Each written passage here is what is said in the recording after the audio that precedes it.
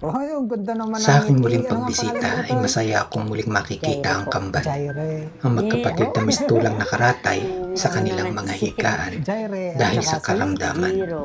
Subalit Giro. sa aking pagpasok sa kanilang kwarto ay ito ang aking nabungaran, nakatuping mga higaan at isang silid na nababalot ng katahimikan. Kaya isinugod ay nagsisure na naman. Eh, kailan pa po sila sa ospital? Nung magmamayo, pagtatapos ng Abril, sabi ko walang, hindi na nagkaroon ng ligaya. Sabi ko po, kakawa. Ay, kambal. Ay, ang ganda naman ng ngiti. Ano nga ang pangalan ni Toy? Jaire po. Jaire. Yeah. Oh, Miss na naman to si Jaire at saka si Jiro. Giro. Sa mga bago po sa story ni na kambal, ayan, 16 years old nga sila, ano po? Sila po yung kambal mula rito sa Agoncillo, Batangas, 16 years old. Nasa ngayon, iisa po yung kanilang kalagayan, yung kanilang karamdaman. Ito daw po isang uri ng epilepsy, kaya lang hindi pa tukoy kung anong klaseng epilepsy ito.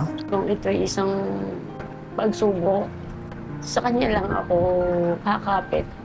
Dahil nauunawaan ko naman na pag binigyan ka ng Panginoon ng ganitong klase na hinaharap sa buhay mo, ay naunawaan ko naman may magandang ipapalit siya sa akin.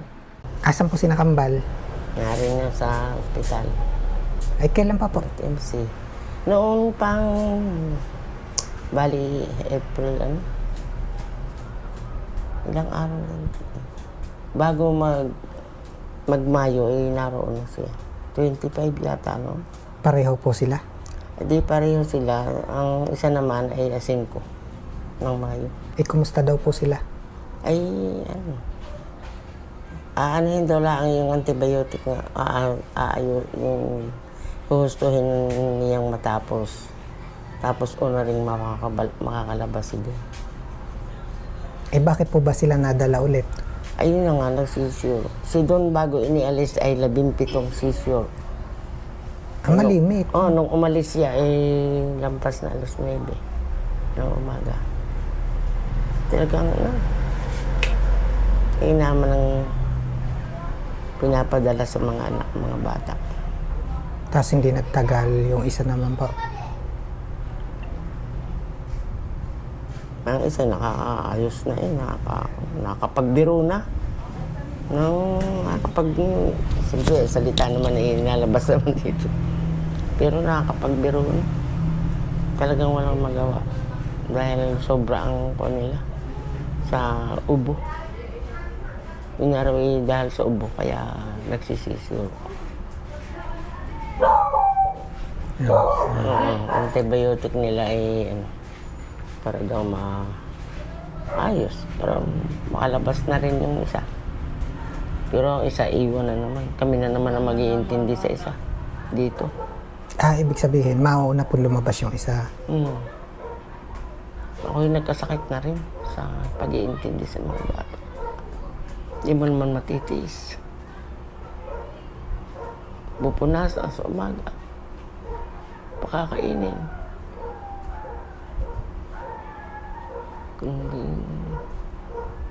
Hanggang sa ako'y nagkasakit na. Nag-ubo ako rin. Nag-ubo rin ako dahil hindi ubong allergy, sabi. Hindi pag nauna po lumabas yung isang kambal, kayo yung mag-aasikaso. Kami na naman, kami magbaysan. Kaya nga yung baysan, narating lang pag umaga. Pagka, medyo mainit na, sinusundo na ng apo. At mainit. Hindi sa ulo ko na.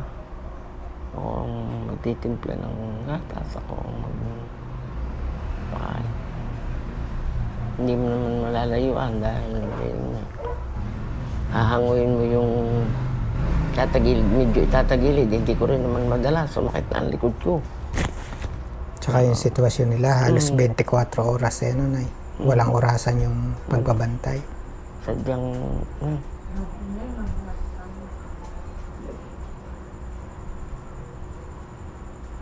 Sabi ko nga, sa Panginoon, pagalingin na po naman ninyo at pare-pareho kaming umalwan. Sabi ko, hindi na nagkaroon ng ligaya. Ay, mga po. Kakawa. Datihan naman silang naayos. Ngayon graduating. Pero sinasali din ng kanilang kuwan. Kinuha yung mga nila, ID, para maisali daw sa graduation. Ako naaawa sa mga bata. Baka kami maalis na rin sa Porpis pag hindi nakapasok ang mga bata. Siyempre, grade 11 na, isang taon. Baka hindi na isali at iba ng school ang papasokan. Ay, yung ECI, yung pinasokan niya yun, naunawaan pa. Kasi di ba isang requirement sa Porpis dapat nag-aaral? Ay, parang naaawa nga, sinali na rin. Pinagmo-module pa nga ang ina, hindi na rin malimihan ng ina. Di umasinso na rin na hindi na kapag module. Basta ang ginawa nila, yun, napasali na mapabalik naman ulit sa Porpis. Yan. Hindi pala natin makikita si Nakambal ngayon. Wala nga sa bahay. Nanay, yan, may natanggap nga pala ako 1,000. Di kayo na yung bahalang mag-abot po Naku kay... po. kay Lagi Tito nang Jocelyn. nagbibigay. At sana nga po marami pa. Yan, kaya ang mga kababayan, yan, kaya na po muli yung bahala kay Nakambal kasi talaga naman yung pangangailangan ng nanay. Malaki po yung pangangailangan. Ayan nga, ng Nakambal. inutang pa. Yung pagkabiling ng Lalagyan po ng... ng aircon. Ayun. Kasi may napansin nga po ako rito. Ito. Tsaka yung pintong yan, pintuan. pipinto. Tsaka ito yung aircon. May pangutang pa. Ba't nirequire na po talaga? Basta sabi naman talaga noon pa, dapat naka-aircon. Ay wala nga. Sabi ng doktor. Talaga nga lang. Sabi din ng mga iba, ay wala tayong magagawa.